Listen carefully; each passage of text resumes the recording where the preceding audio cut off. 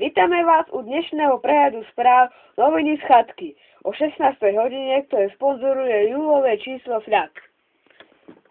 Prvá reportáž. Nehoda medzi mestom Čadca a dedinou Svrčinovec. Jedná sa o kamión s čipsami, ktorý sa vysypal, takže občania mali o raňajky, obed a večeru postarané. Ďalšia reportáž. Bezdiaci nám serú pred vysielacím centrom, teda chatku, a iní idioti nám ju striekajú farbami, sprejami, tak sme s kamerou namierili pred brány našej chatky. Vítame vás pred bránami vysielajúceho centra MCMG, teda chatkou. Pozrieme sa na nejaké zvláštne hovadiny, ktoré tu urobili bezdiaci aj pubertiaci.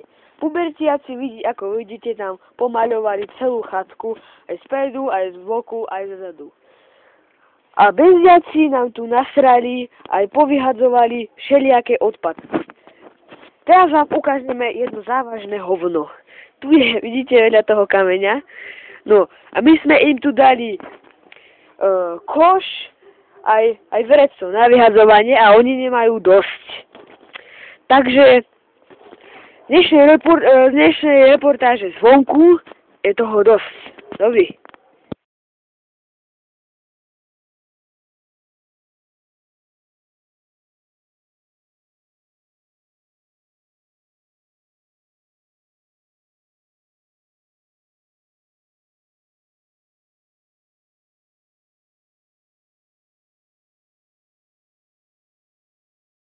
Tretia reportáž. Medzi Petržalkou a Bratislavou sa prepadol most Apollo.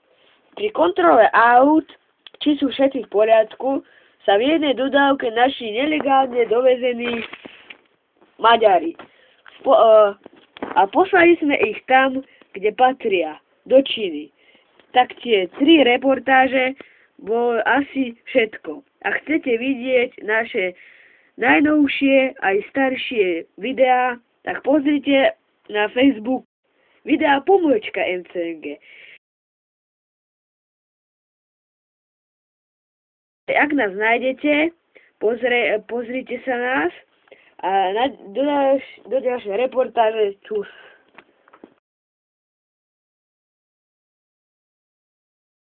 Vítam vás!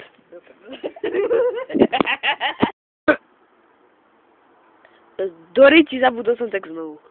Pri Kontrol.